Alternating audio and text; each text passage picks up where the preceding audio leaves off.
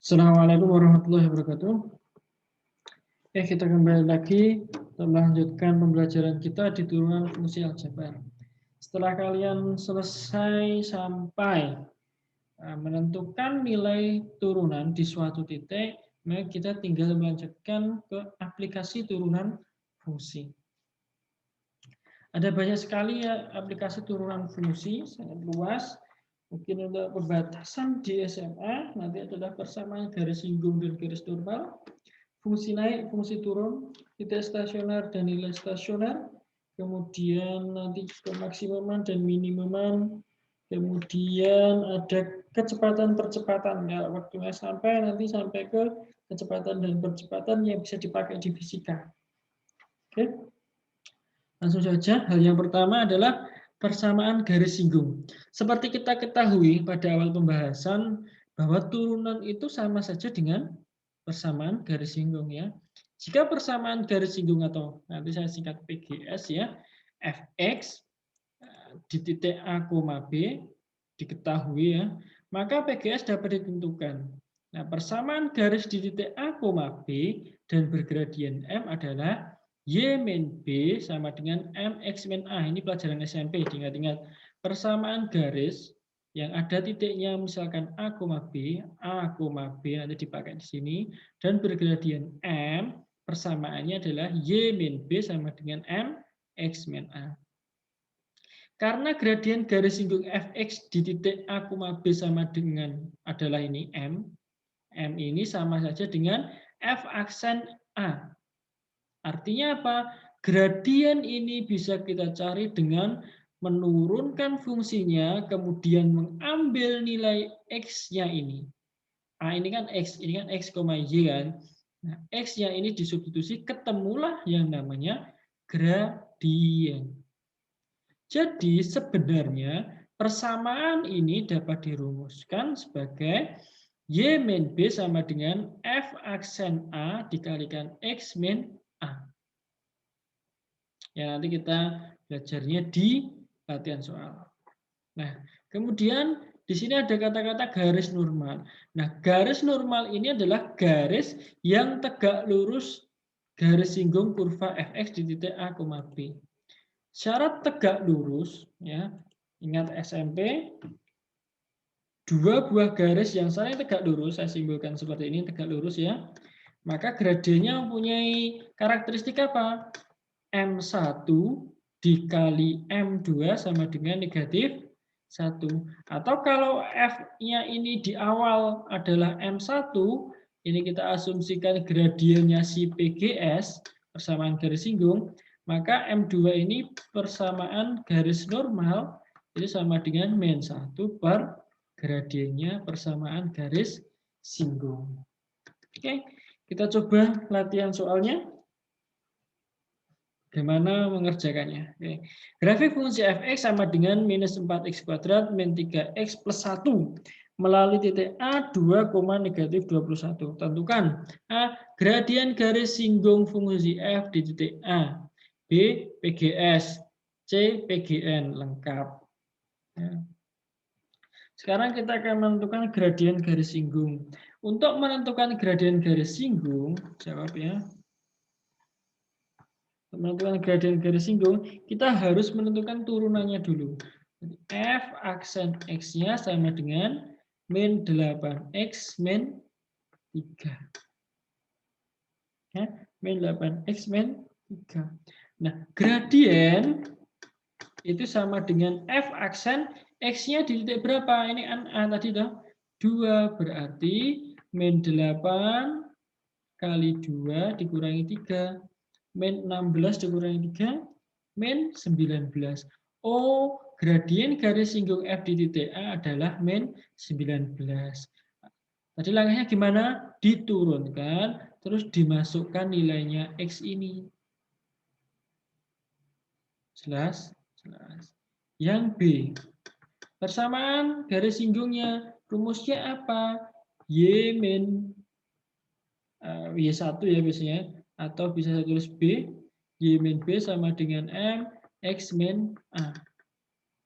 Y min B, B-nya berapa itu? Min 21. Gradiennya berapa ini? min 19. Ini loh tadi yang F aksen A, tadi kan sama aja dengan M. Ya. Aplikasinya seperti ini. X min 2. Y plus 21 sama dengan min 19X plus 38. Atau saya pindah ke ruas kiri semuanya.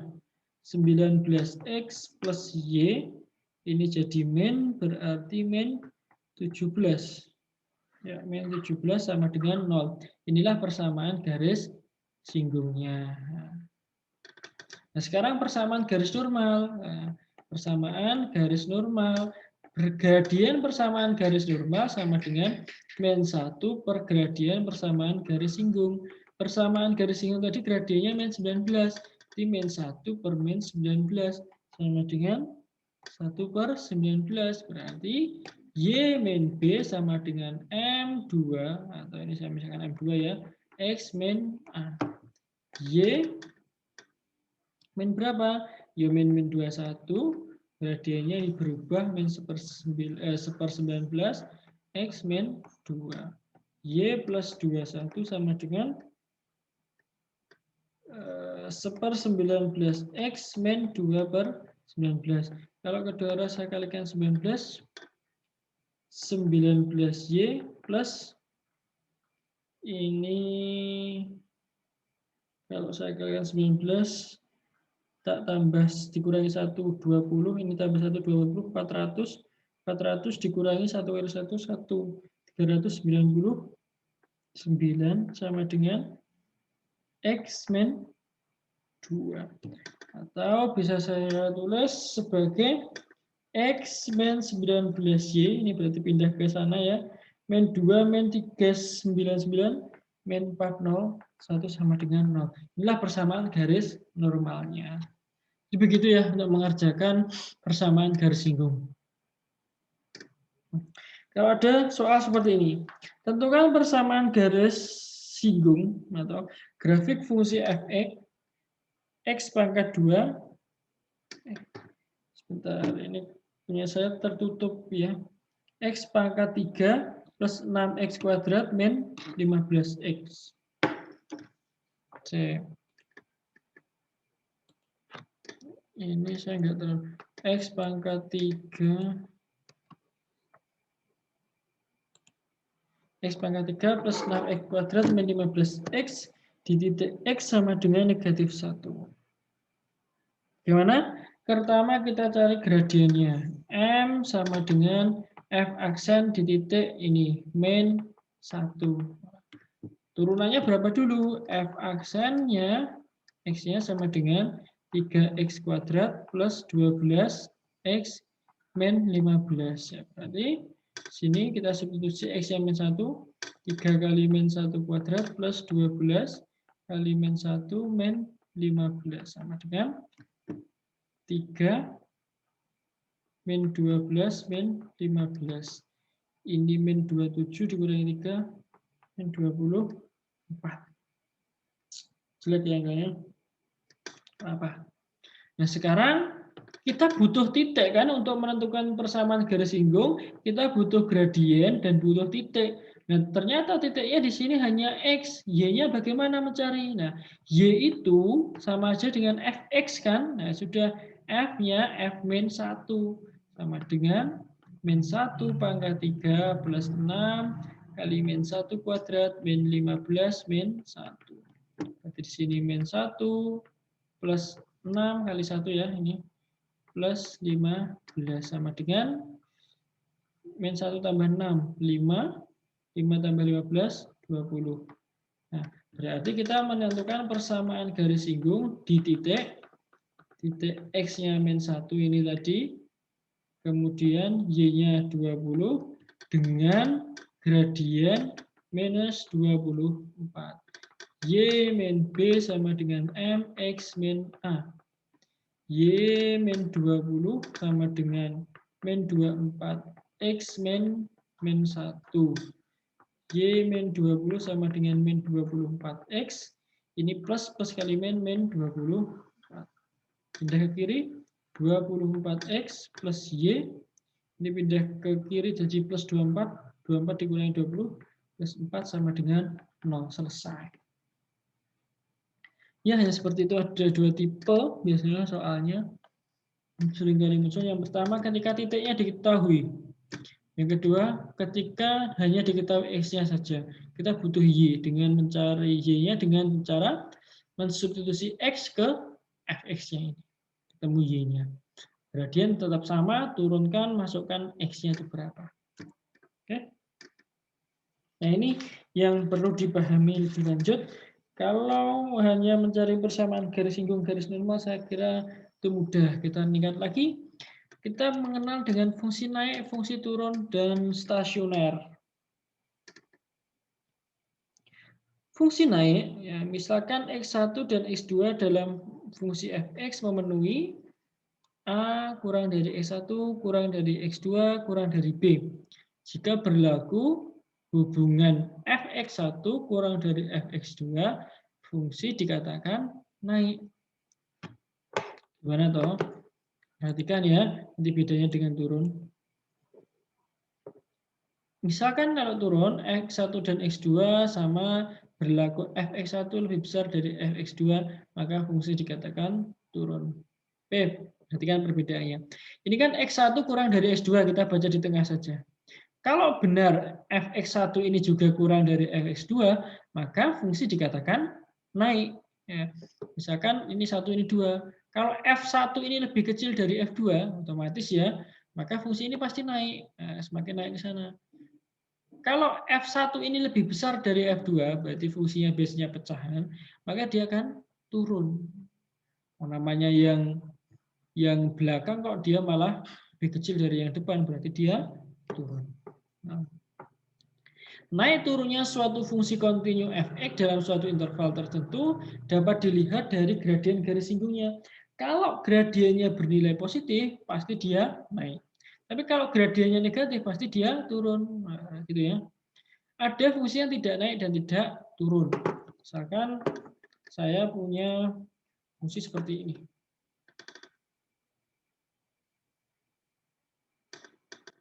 Nah, seperti ini. Ini naik, gradiennya nanti pasti akan positif. Ini turun, gradiennya pasti negatif. Nah, yang di sini ini tidak naik dan tidak turun. Atau garis singgungnya berarti apa? Kalau tidak positif dan negatif, pasti 0. Nah, kondisi inilah yang memunculkan istilah stasioner. Stasioner itu adalah suatu keadaan di mana fungsi itu diam. Kalau kita amati roller coaster, coba kalian bayangkan roller coaster atau cari di YouTube roller coaster, ketika dia ada di puncak atau di dasar yang paling dasar, yang paling enak dibayangkan di paling puncak lah. Ketika habis naik, kemudian mau turun, ternyata roller coaster itu sebenarnya berhenti sesaat. Suatu keadaan tersebut sama saja dengan stasioner. Adalah suatu keadaan di mana fungsi itu diam atau nol. Nah, dapat dicari kalau suatu fungsi itu ketika f aksennya itu sama dengan 0. Kalau f aksennya negatif berarti dia fungsi turun. Kalau f aksennya nanti dia positif nanti naik.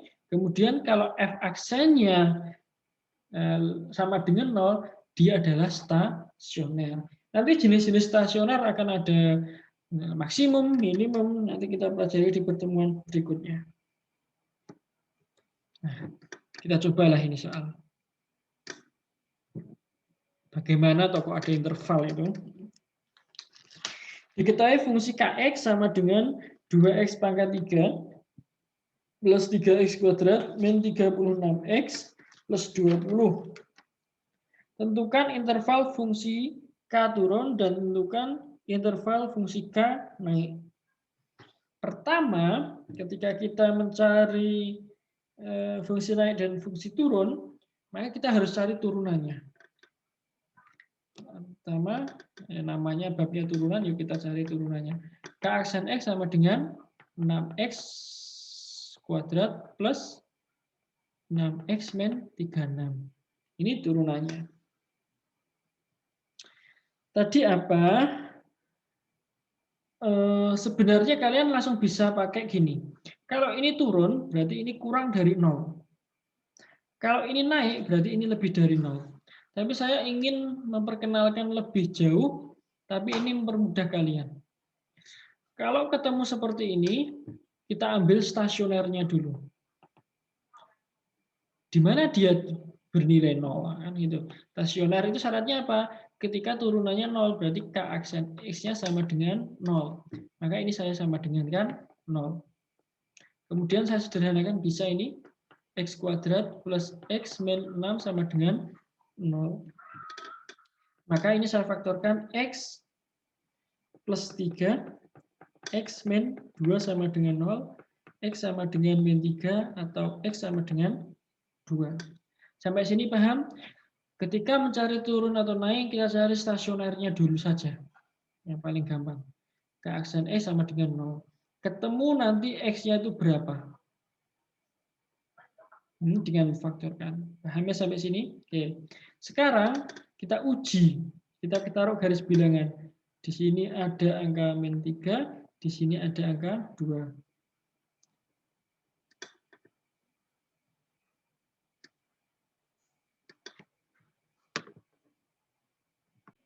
Sudah?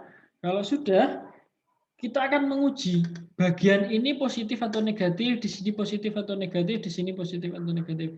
Seperti dulu kelas 10 kita ambil angka yang mudah. Jangan angka min 3 dan 2 ya, nanti akan salah kaprah nanti. Kalau kalian pakai itu, angka yang selain min 3 dan 2 yang gampang ada di sini, angka 0. Nah, diujinya kemana? Di KX atau K aksen X. Di K aksen X kenapa? Karena ini faktornya dari K aksen X. Maka kita uji di X sama dengan 0. Nah, di sini saya masukkan 6 kali 0 kuadrat plus 6 kali 0 min 36 sama dengan min 36. Ini ujinya min 36. Sebenarnya uji itu kalian lihat ini aja. Yang terakhir, positif atau negatif. Karena ini mengandung 0, ada X berarti nilainya 0, ya sudah ini 0, ini 0, min 36. Min 36 itu positif atau negatif? Negatif. Berarti yang ada 0-nya ini bernilai negatif. Tandanya seling, berarti di sini positif, di sini juga positif. Nah, baru setelah ini kalian mudah untuk menentukan fungsi turun dan fungsi naik. Fungsi turun, syarat fungsi turun apa? Fungsi turun ketika f aksen X-nya kurang dari 0, naik ketika f aksen X-nya lebih dari 0. Ini yang paling gampang saya pakai. Nah, jadi untuk menentukan interval mana turun, berarti kalian cari yang negatif, karena kurang dari 0 kan negatif. Oh, berarti K turun pada interval min 3 kurang dari X kurang dari 2. Ya. Jadi ujinya 0 ini tadi ya. Kemudian K naik pada interval X kurang dari min 3. Kan ini, yang naik ini. Sana dan ke sana.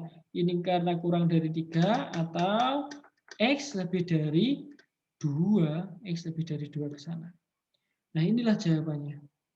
Di mana dia turun, di mana dia naik. Yang pertama, kita cari stasionernya, kemudian difaktorkan, diuji keturunannya, cari positif negatifnya. Kalau dia daerahnya positif, berarti dia fungsi naik. Kalau negatif, dia fungsi turun. Udah gitu ya. Lanjut.